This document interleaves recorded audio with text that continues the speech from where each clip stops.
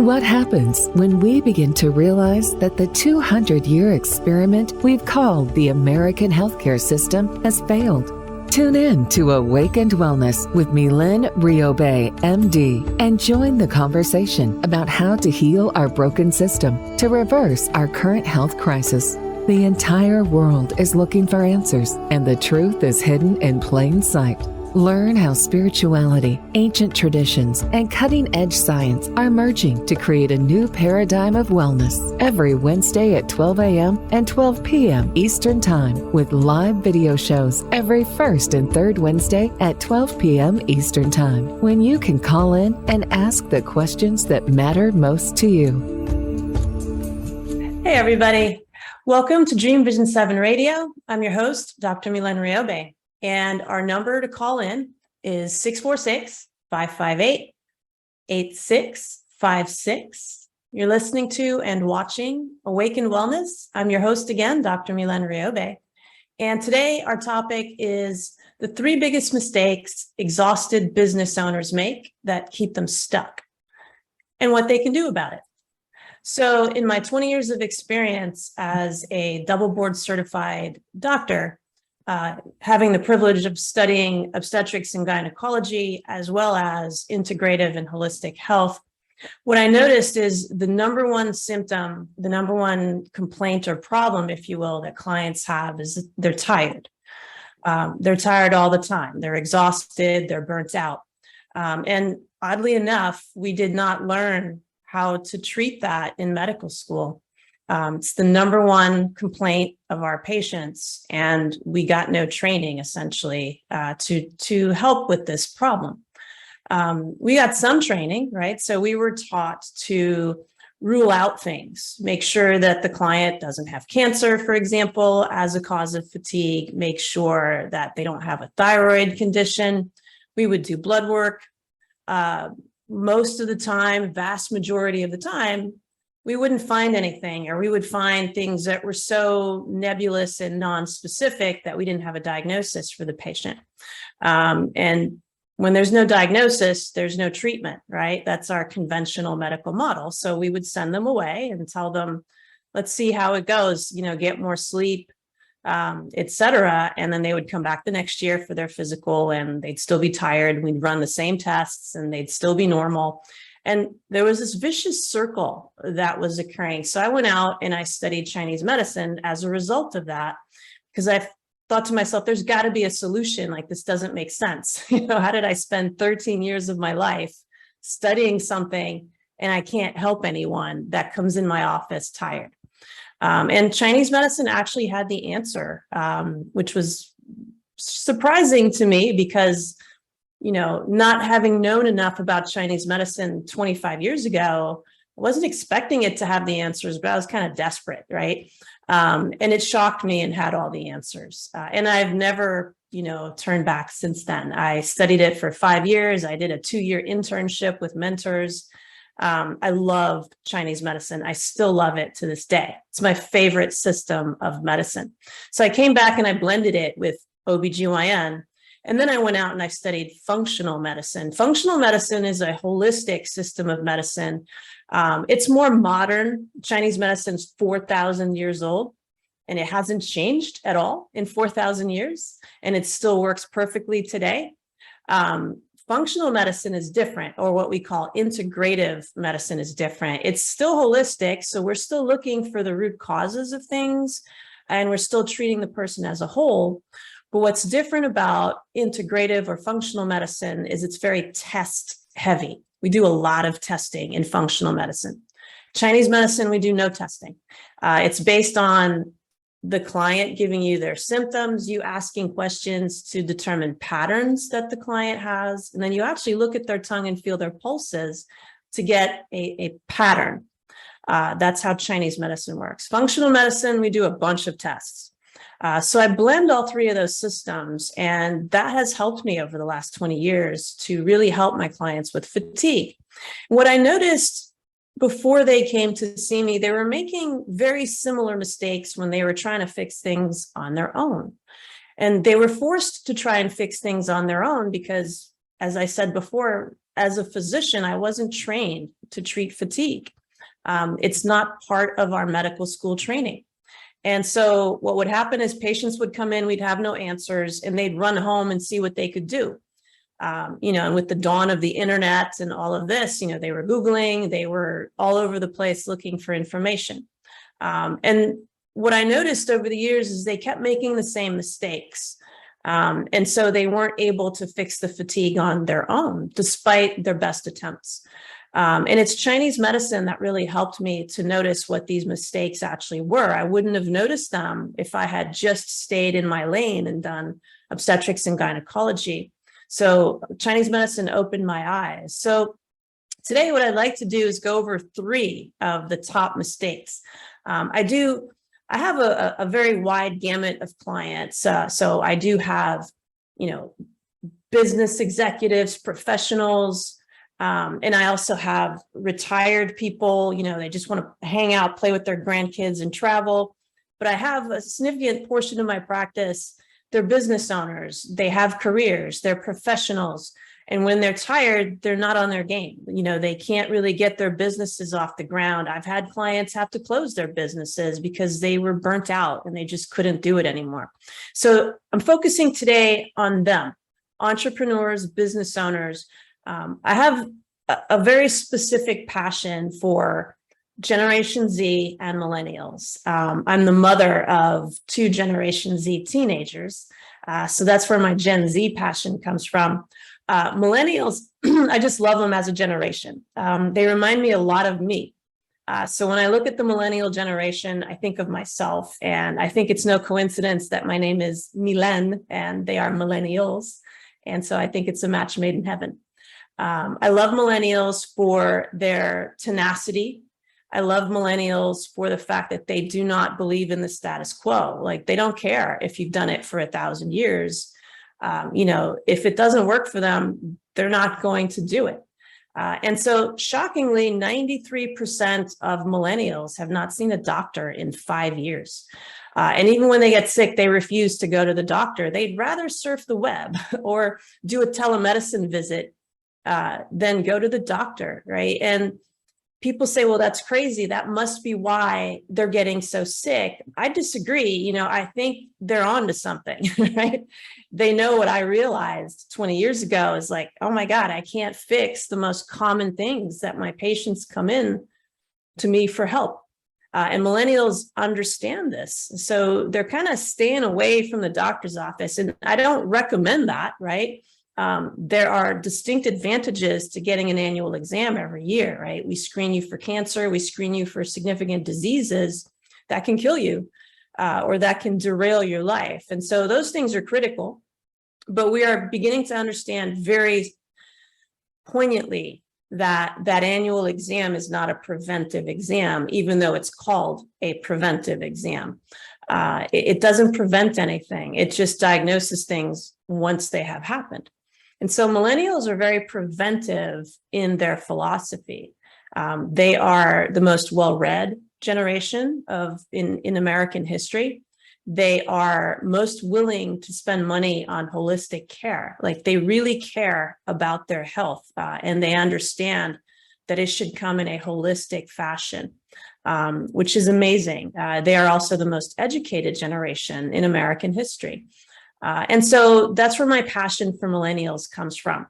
And so the younger generations are the ones that I feel we as a society need to actually focus on the most. Not that we should ignore any other generation, but we need to keep the healthy population healthy. And I think that's where we're going wrong with our healthcare system, is we focus so much on the sick that we ignore the healthy, and we make this assumption that they're just going to stay that way. They're just going to stay healthy. And if they don't stay healthy, then we'll fix it. And millennials aren't buying into that. They want to be healthy. They want to be well. They don't want to be, kind of left there to fend for themselves. They want a system of medicine that could keep them healthy. And that does not exist in our American healthcare model, unfortunately, until 2014, when the American Board of Physician Specialties accepted the field of integrative, which is a holistic system of medicine, the field of integrative medicine as a medical specialty, a formal official medical specialty. So that was the very beginning of our American healthcare system beginning to recognize that there's got to be a better way, right? We have to start to do things a little differently because what we're doing is not working. And a medical specialty does not become accepted unless there is a overwhelming body of evidence that it works.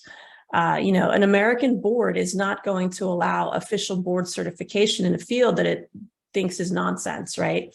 And so a lot of what we're going to talk about today is holistic, integrative. It is not so much in our, conventional medical model, although I believe it needs to become our conventional medical model.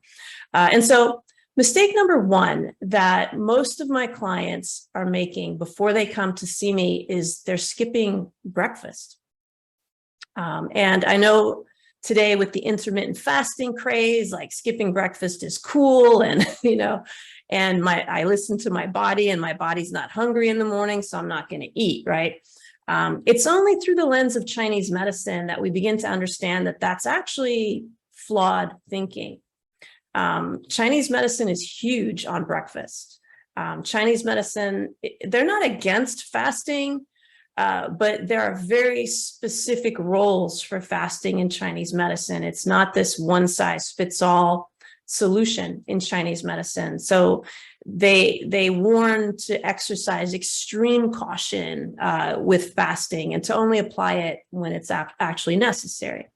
So a lot of my clients were coming in, they were skipping breakfast and they were just saying, well, I'm not hungry in the morning, so I just don't eat. I don't eat until 2. And then they would, eventually when intermittent fasting became very popular, they would say, see, I read it online. I should be doing this intermittent fasting. And once we assess them, we realize that no, they should not be doing intermittent fasting because the reason they're not hungry in the morning is because their body is actually in starvation mode. And your body's really, really intelligent, and it doesn't always behave in a way that you think is logical, but it actually is extremely logical in a specific way. And so not eating breakfast in the morning is you telling your body, I don't have food, I'm starving. And the reason that's the signal you're sending to your body is because you already weren't eating all night long. And so when your body wakes up in the morning, it expects to get the energy put into itself so that it can do its business for the day. And so if we think about how we actually live the day, right? We get up and we do work, and then we settle down and we go to sleep. When we fast, we're doing the exact opposite. We're actually not feeding the body when it needs the most energy. And then we're feeding it before we go to bed. Like it's very counterintuitive. And some people say they feel better that way, but it does catch up to them eventually. And what happens is you actually weaken yourself more and you give your body the impression that you're starving. When you give your body the impression that you're starving, what it does is it starts to drop your metabolism. So you don't feel hungry because your body is not doing as much for you. In other words, it's setting your immune system a little lower. It's allowing you to gain a little bit more weight. It is reducing your digestion. Your mental focus might also suffer. It's just turning off functions that it doesn't think are critical for your survival because it doesn't sense that it's getting enough energy to do those things.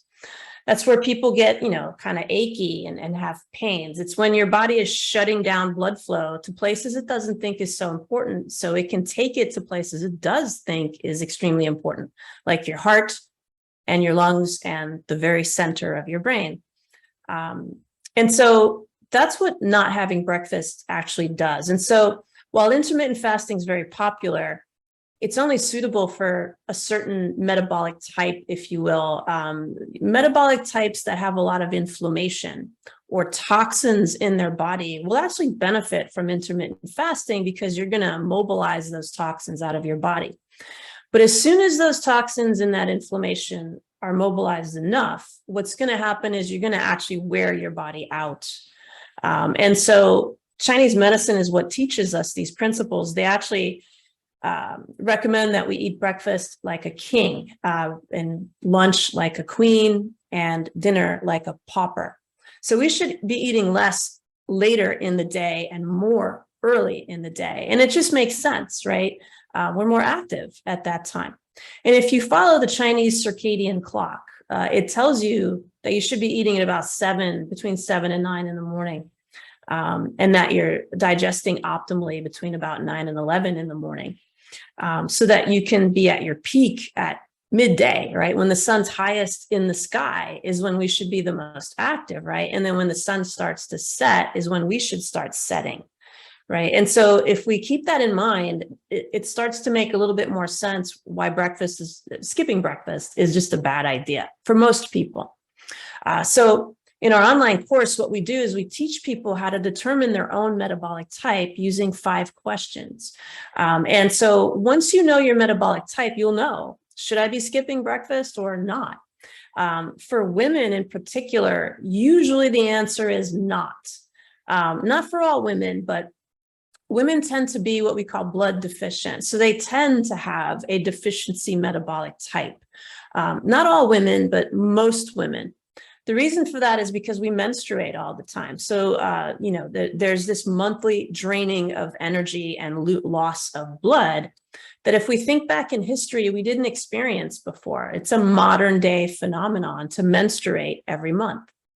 And so women in particular are very vulnerable to fasting if they're not very careful with it. And while you may feel okay originally, when you're starting to fast, you might feel good because you're mobilizing toxins, you're getting rid of inflammation. And so you're going to feel good until you've done that. And then it's going to start to wear your energy away. And so that's the number one mistake that many of my clients make. So what I do is I teach them to figure out their metabolic type. Once we know their metabolic type, then we can give them a very specific meal plan. And with our online course, what we're going to do is teach you how to do that, teach you how to figure out your own metabolic type, and then give you food solutions for those metabolic types. When you should eat, when's optimal to eat, when you should not eat. All those things are very specific and unique to you as a human being. Not everyone is made the same. So your metabolic type is extremely important for you to know. Do I fit into the intermittent fasting category or don't I? Do I fit into the high intensity interval training group or don't I? So, if you are a deficient metabolic type, the last thing you want to do is high intensity interval training, because you're more likely to get injured. So you want to be doing more restorative things, yoga, Tai Chi, things like that. So number one mistake is, let me rephrase that. Number one recommendation is never miss breakfast. It's actually the most important meal of the day. So we're coming up on our first commercial break. When we come back, we're going to talk about the 2 next biggest mistakes that exhausted business owners make that keep them stuck. So you're listening to Awaken Wellness. I'm your host, Dr. Mylaine Riobe, and we'll be right back.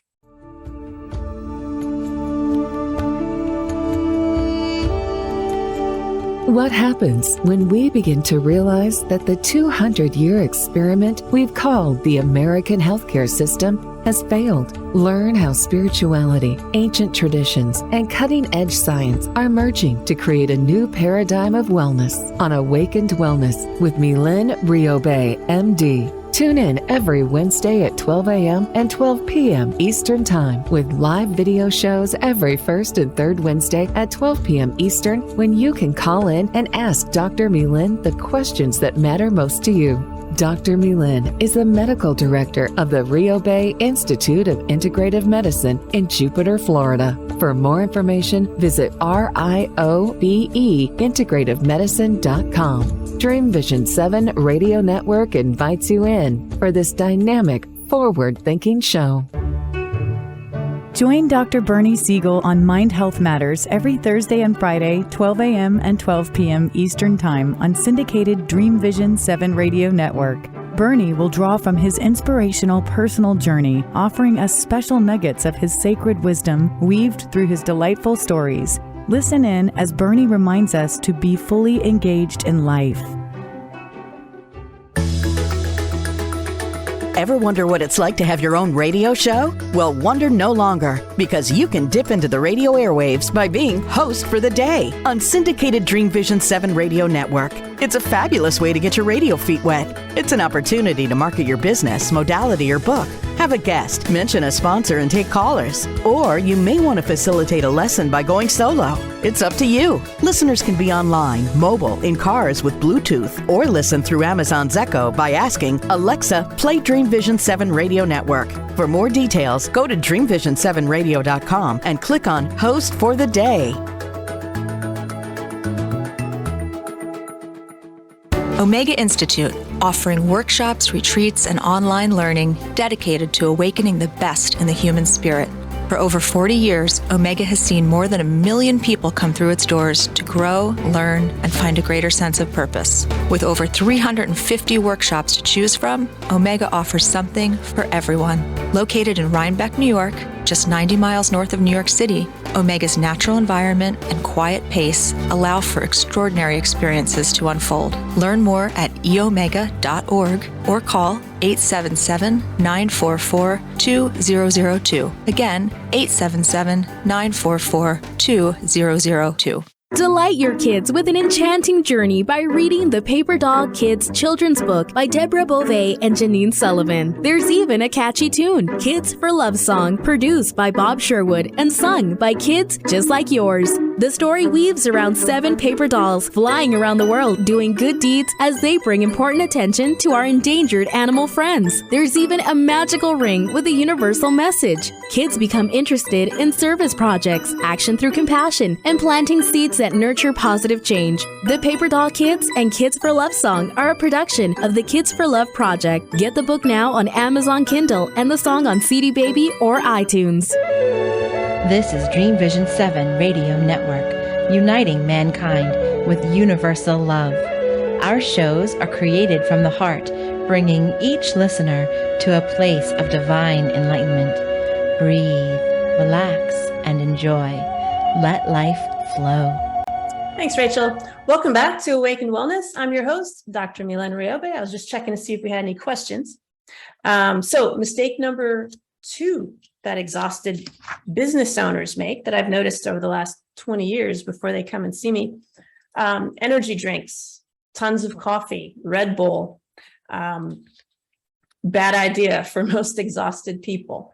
The reason for that is it causes you to artificially run on adrenaline, right? And so does stress. So a lot of people become exhausted due to stress. So stress is when you're running on adrenaline all the time. Eventually, when you're doing that too much, too much of a good thing becomes a bad thing, right? So just like too much fasting will wear you out, running on adrenaline for too long will wear you out. And so you will become depleted with a lot of energy drinks. I have more than my share of clients that I have to untrain from that habit of either drinking a lot of coffee in the afternoon to keep themselves going, or a Red Bull or Monster, whatever's out there these days, to keep themselves going because they crash in the afternoon.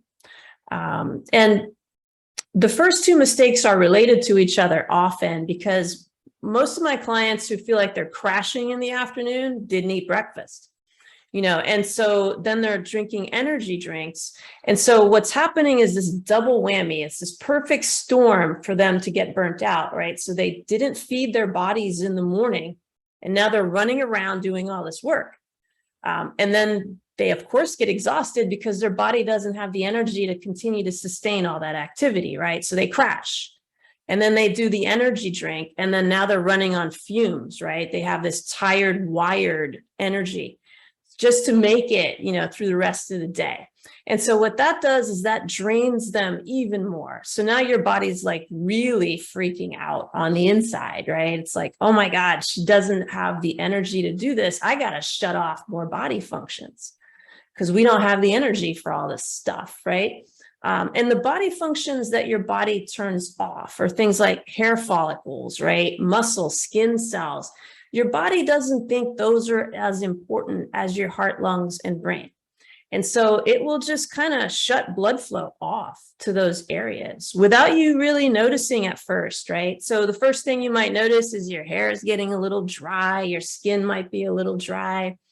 You might notice then that your hair starts to thin, the tips of your fingers might start feeling kind of cold, or maybe even a little bit numb.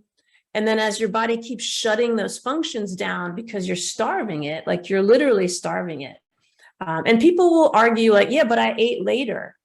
The problem with eating later is that's not when your body needed the energy. And so what's going to happen is it's going to store it as fat. Now, yes, it'll have that fat to use the following day, but the problem that you're causing unknowingly to yourself when you're doing that is you're actually putting your body in a fat storage mode, which you don't want if you're trying to lose weight, right? You want your body to have just enough energy to do all that it needs to do. And so for most of my clients, small, frequent meals actually gets them out of their fatigue rut, depending on their metabolic type. And so the energy drinks, we've had to untrain people. The way we untrain people out of the energy drinks is to coax them to eat in the morning. If you don't eat enough in the morning, you are going to crash in the afternoon. There's just no way around that. Especially if you have a deficient metabolic type. And so when people aren't hungry, it's hard to get them to eat, right? So what I recommend is just have a small protein shake, right? Just something simple, easy to digest, a soup that has some protein in it. And so, that will help. And then eventually what happens is when you kind of force feed the body, what you start to do is you start to give it the idea that, now you have food. It's not starving anymore. So when you use small, frequent meals, what you're telling your body is, hey, we have enough. Look, we can eat whenever we want, kind of mentality. And so your body gets out of starvation mode and it starts to turn those functions back on that it perceived it could no longer perform. And so your skin stops being so dry. Your fingers don't ache so much. Your muscle aches start to actually go away. And so this is what happens to, many of my clients is the aches, the pains, the headaches, the things that they were dealing with was basically from not feeding their own bodies. And so once we fed the body started to wake up and it was like, okay, I can send blood flow and nutrition to hair follicles. I can send it to tips of fingers and hands and muscles and bones and things like that, and still have plenty for heart, lung, and brain. So your body is extremely intelligent. In fact, it's miraculous. It has a consciousness all its own, and it knows what's going on in every crack and crevice of itself. And so it's constantly making choices for you based on immediate survival. For us as human beings, we don't have a sense so much of immediate survival so much as we do quality of life, right? So for us, because our brains tend to want pleasure, we focus on quality of life more. Your body is more interested in survival. And so what happens is we're thinking one way, but the body's going in another way. And so we have to kind of understand, why does the body think the way it thinks? And why does it do the things it does? And then we allow it to think differently. We feed it enough that it doesn't think it's in this constant starvation survival mode. And so that's how we get people out of energy drinks. So, I'll call her Sue. Her name isn't really Sue, but just to protect my clients' identities, when she came into the office, she was really like dragging through her afternoons. She would be okay in the morning. So she would fast because she wasn't hungry. She was eating at about noon, and then she was off to work out, and then she would crash after her workouts. And then she would drink about 2 cups of coffee. She would feel better and she'd go about her day, right? And then she would crash a little bit later. But then by then she was home. And then she would have her dinner, and then she would rest and go to sleep, right? And then this was a repetition.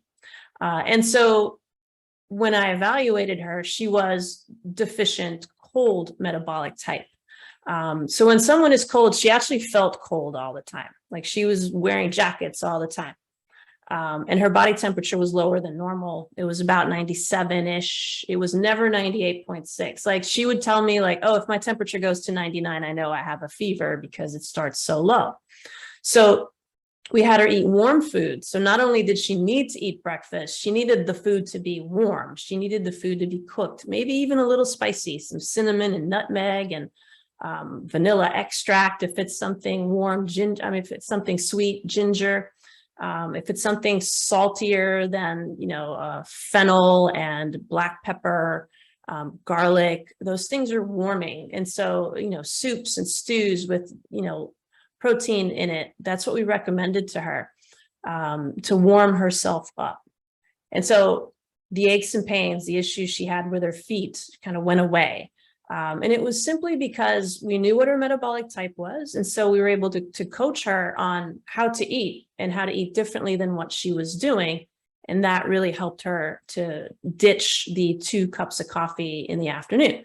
And disclaimer, I love coffee. So I've been drinking espresso since I was 5 years old. That's how my mother would get me out of bed in the morning.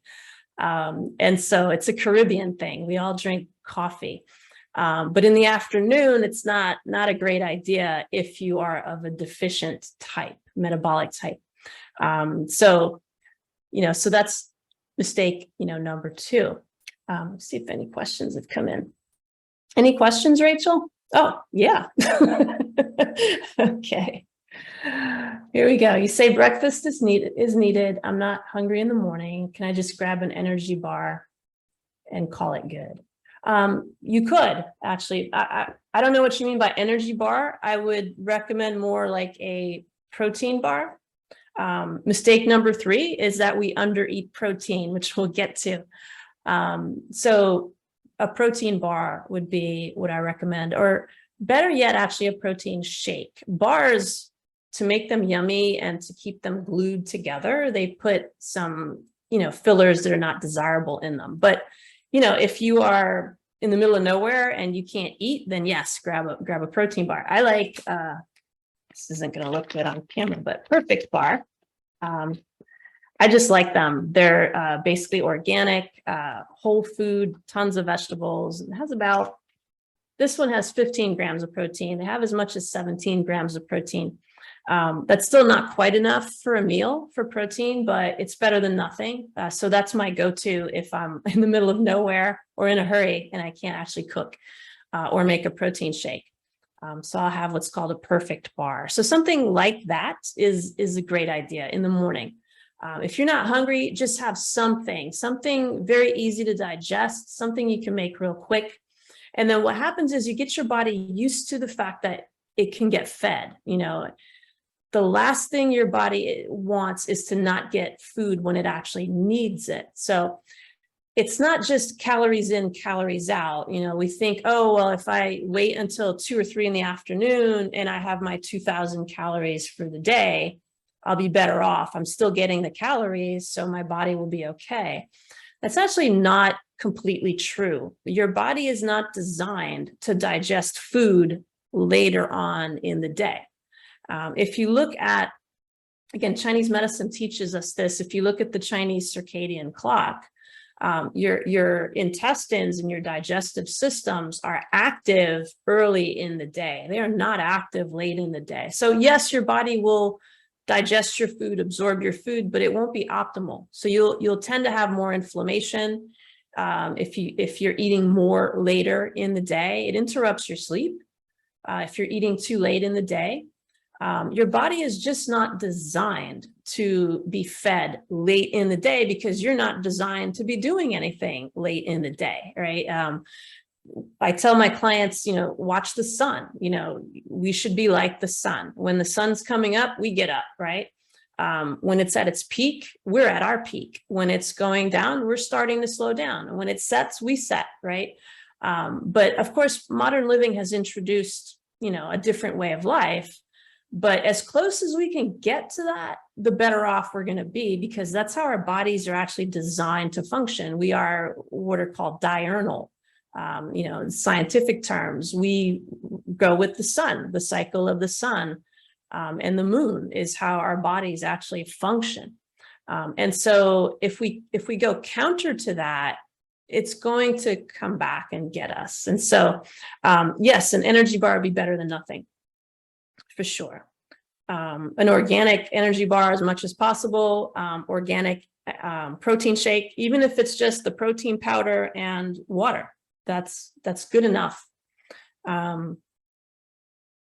Question, birth control affects my cycle. Does this make a difference in my metabolic rate?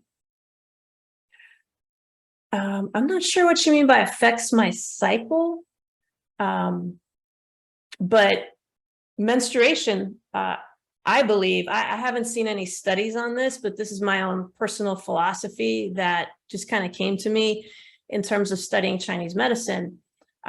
There is a premise in Chinese medicine: women are of blood, men are of qi.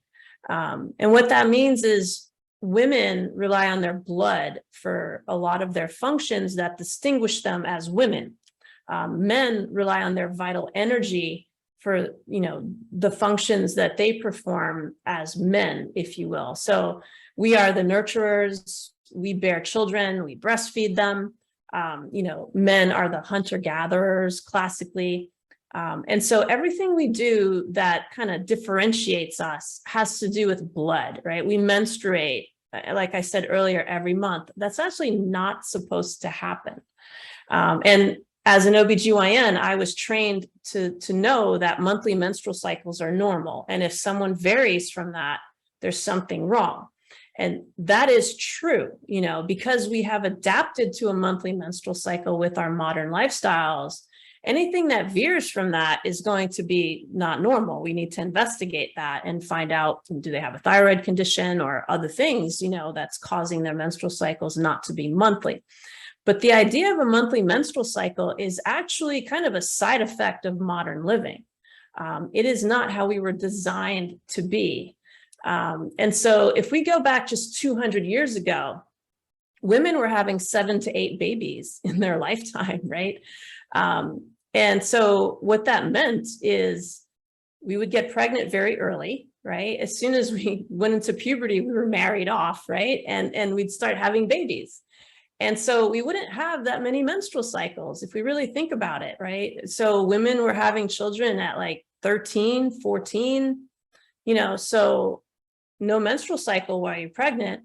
And then we would give birth. There would be some blood loss during the birth, but then no menstrual cycles while we were breastfeeding. And back then there was no formula, right? And so we had to actually breastfeed children around the clock for many years. So up to 5 years. Until they could eat solid food, right? And so we didn't have all this processed food and formulas and things like that we have today 200 years ago. And then so we would not menstruate the entire time we were breastfeeding, because if you breastfeed around the clock, you don't actually get a period. And so it's nature's form of birth control.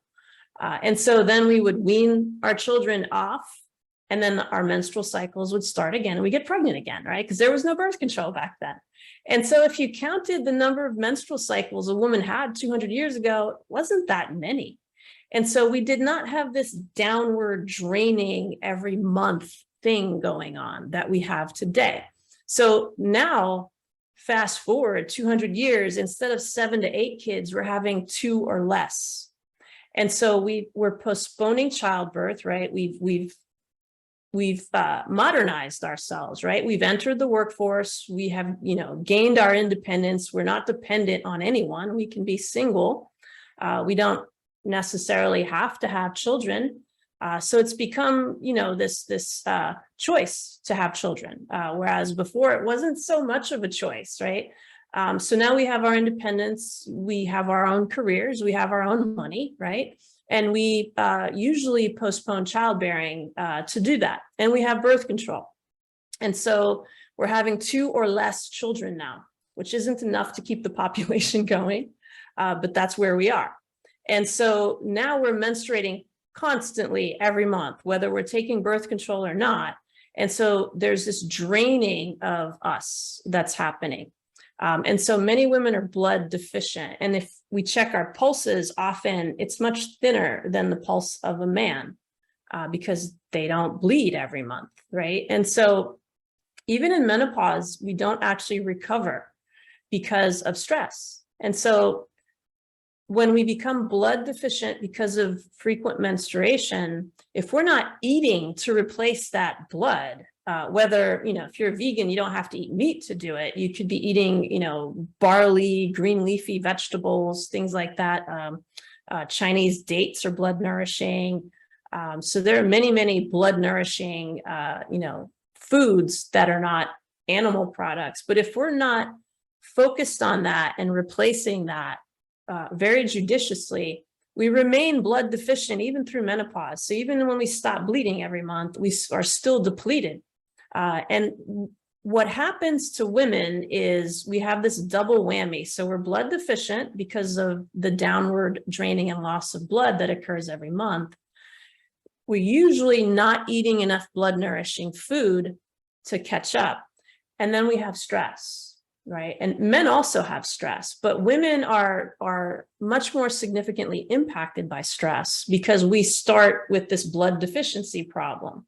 And men don't have that. So they have this cushion. Men have a cushion of energy that we don't have as women most of the time. And stress consumes blood and energy, right? So whether it's mind racing, the brain consumes a ton of energy. And so if you're thinking a bunch of thoughts, you're going to consume more blood. Your body has to send more and more blood flow to your brain. And so that actually wears your energy out. So whether it's, constant thoughts, or whether it's you're just overworking, not sleeping, we make blood at night when we sleep. And so if you're not sleeping enough, again, you're not making your blood. And so all of that stress consumes blood. So now you're blood deficient as a woman. And on top of that, you have stress, which is also depleting your energy and your blood. And that's the reason why women tend to suffer from depression and anxiety more than men. It's also the reason 80% of autoimmune disorders occur in women and not men. It's because we're just genetically different. And with modern living, we have this kind of side effect that we have not yet recognized so that we can correct it.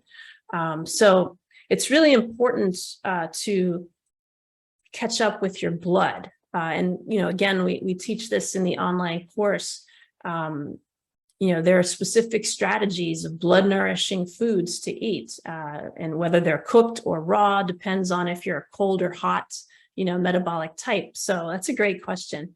And yes, it makes a difference in your metabolic rate because this downward flow of blood and loss of energy every month is a loss of your metabolism, right? So metabolism is just a fancy scientific term for how you make and use your energy. And so if you're losing your energy constantly every month, bleeding for 7 days, then, that's a lot of energy to have to catch up with. And so your metabolism drops. And that's why a lot of women will report being tired during their periods or the week after their periods, is this loss of energy and blood. And when you're already kind of drained and depleted and you're losing even more energy and blood, then yeah, you're gonna lose metabolic energy. So yes, it can affect your metabolic rate. Absolutely. Question, I just drive through Starbucks on my way to work. My favorite drink gives me my jolt that helps me face the office, works for me. Hope that's okay. Yeah, just keep it clean, right? So I love Starbucks too. I don't love their coffee. I'm kind of a coffee snob because I grew up drinking coffee in the Caribbean coffee, but an espresso, an Italian espresso. So I like their chai, and I'll have a chai latte with almond milk, if I go through Starbucks, right? So just be careful of what you're ordering.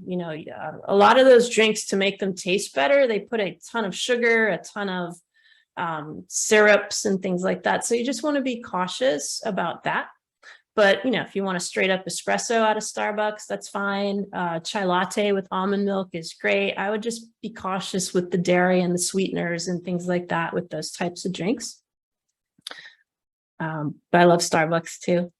Where am I holding this seminar? It is actually virtual from the comfort of your own home. This is where we're holding this seminar. COVID did a lot. And what I realized during COVID is I don't actually have to have clients schlepping into the office for me to do this examination. If I just asked them those 5 questions, I knew exactly what to do for them. And so that's what's so powerful about this is it's so empowering. Before I was so used to have the patient come to the office, and then COVID happened, right? And I couldn't have the patient come to the office for about 6 weeks. And so I had to develop this way of how do I know what's going on for my clients without seeing them? And so these 5 questions really kind of nailed down these metabolic types. And from the metabolic types, we were able to unfold an entire treatment plan for them. And so what I realized is I can teach people to do this for themselves. Now, there's no testing, right? So this course is just strictly you figuring out with my help your metabolic type, and then learning what that means, learning what that means in terms of your diet, learning what it means in terms of sleep. When should I sleep? How much sleep do I need? How much rest do I need? What type of exercise should I do? So someone who's cold deficient does not want to go do high intensity interval training. They're going to, completely wear themselves out or get injured.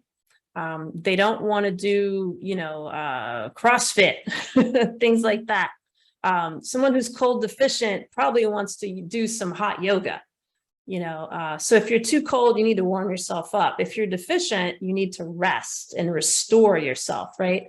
If someone is, cold excessive type, then yes, that's the person that wants to do the CrossFit, and, the high intensity interval training and, to get that energy unstuck. And so that's the power of knowing your metabolic type and what to do about it. So it's completely virtual, which is what I'm so excited about. And it's self-empowering, and that's a big thing with millennials and Gen Z is they want to be self-empowered. And I think that's part of the reason they don't go to the doctor. Like they want to be self-empowered. And they're right? It's not the responsibility of the physician to keep people healthy in the United States, right? The responsibility of the physician is to diagnose and treat diseases. That's what our medical system is designed to do. So we just need to take one more commercial break. When we come back, we'll address the rest of these questions and then talk about mistake number 3. So stay tuned. We'll be right back. Thank you.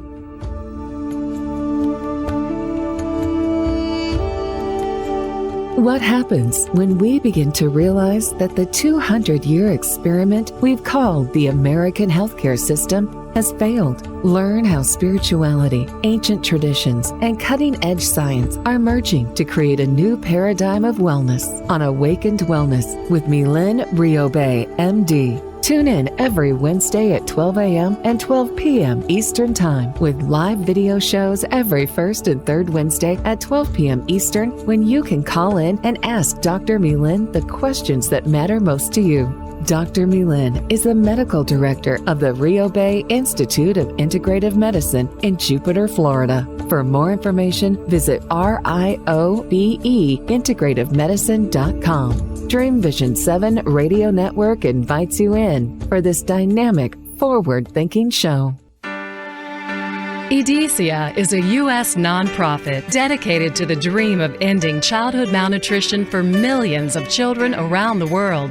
Through the manufacture of Plumpy Nut and other nutrient-rich, peanut-based, ready-to-use foods, ECSTATIC has already delivered life and hope to nearly 1 million children in over 26 developing countries. To find out how you can join ECSTATIC's dream of ending childhood malnutrition, please visit ECSTATICglobal.org. What if dreams can diagnose your life?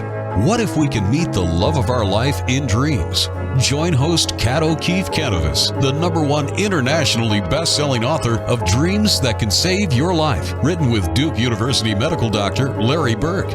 Dreaming Healing is where we'll explore dreams, research, and interpret dreams from you, the caller. Dreaming Healing shows can be heard every Tuesday at 9 a.m. and 9 p.m. Eastern, with live shows on the first and third evenings at 9 p.m. Eastern, 6 p.m. Pacific Time on syndicated Dream Vision 7 Radio Network.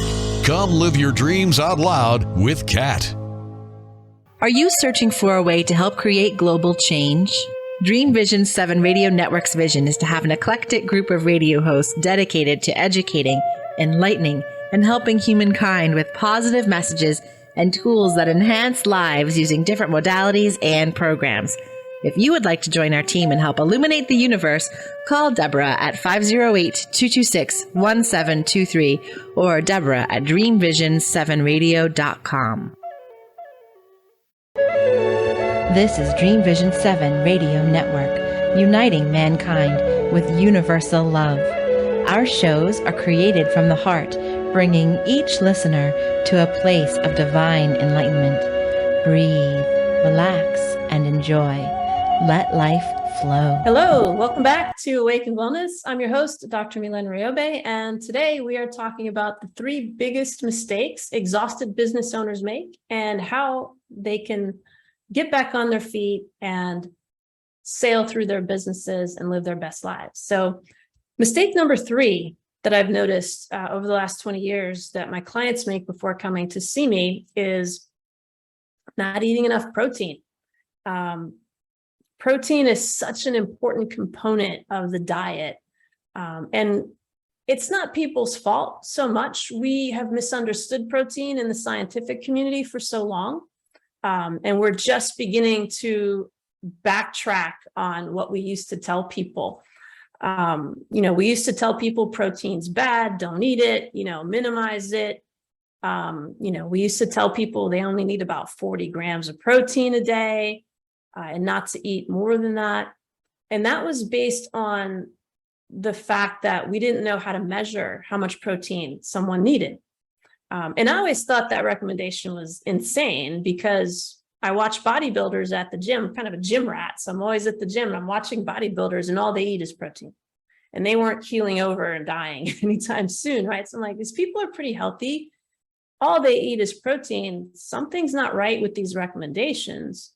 And I grew up eating a ton of protein. I would sit with my dad and we'd have like a pound of steak at a time, and so in the Caribbean, like we never really had that mentality. I mean, I grew up in the United States. We just had a Caribbean culture in our family, but so it never sat well with me. This idea that we only need 40 grams of protein, it just didn't make sense. And when I took bodybuilding courses, bodybuilders will eat up to 1 gram of protein per pound of lean body weight, which is a ton of protein. And so I always wondered, like, something's not right, and so what I did with my clients is I made a recommendation somewhere in between there because I knew that this 40 grams of protein a day thing was not the proper recommendation. But I also knew that most people don't work out like a bodybuilder, so they can't eat that much protein, right? So we went somewhere in the middle. Very recently, maybe 3 or 4 years ago, the data finally started to catch up and say, we haven't been really measuring protein requirements properly because our testing methods were flawed. And so with more technology, they got better testing methods to figure out actual protein requirements. And what they realized is that we were grossly underestimating how much protein people needed. And I'm always a fan of just looking at your body and how does your body function? Like everything you see on your body and everything that's inside of your body is made of protein.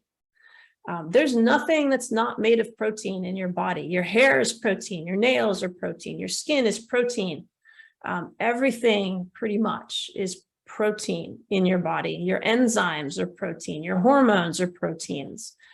Your antibodies that defend you against infections are proteins. There's almost nothing in your body that's not protein. Your cell walls are made of protein. The things they make inside of them are made of protein. And so this idea that we don't need protein, I think, is quite flawed. And thankfully, the studies are starting to come up and say, yeah, that was wrong. Please eat more protein. Right? And so that was a big mistake that a lot of my clients make is they don't eat enough protein. So what happens when you don't eat enough protein is you end up eating a bunch of carbs and wondering why you're gaining weight all the time, right? When you eat a good bit of protein, what happens is you reduce your carbs because you're not hungry. The other thing about protein is it stabilizes blood sugar. So if you don't eat enough protein, your blood sugar does this. If you eat enough protein, it's kind of like this. It's not this wild swing. You don't get the ups and the crashes, the insulin surges that occur when you eat protein, when you eat carbs, and then the crash and burn that happens after doesn't happen if you're eating enough protein. And so protein recommendations are different for different metabolic types, different people, depending on your weight, your lean body mass, your goals, right? If you're in the gym hitting, heavy weights, you need more protein than someone who's not, and so it kind of varies what the protein requirements are, but not eating protein makes people tired. It's part of why people burn out. If you don't eat enough protein for your body to replace itself, your body's never the same. You go to sleep and you wake up like a different person. So many cells are turning over, and being regenerated with new cells. And if you don't have enough protein for those cells to be built and for them to do what they do, then you're going to get kind of semi-normal cells being regenerated. And what happens is the body starts to fall apart, right? So people get osteoporosis because they don't eat enough protein. They lose muscle mass because they don't eat enough protein. Your muscles are directly related to your metabolism. So extremely important to eat enough protein. So that's mistake number 3. Do we have time for one more question, Rachel? We're pretty much done. Much out of time. Sorry? I'm sorry, we're pretty much out of time. Pretty much out. All right. Well, I got in my last point. So it was wonderful to be back live here on Dream Vision 7 Radio. I'm your host, Dr. Mylaine Riobe. Thank you for listening and watching. And until next time, many blessings.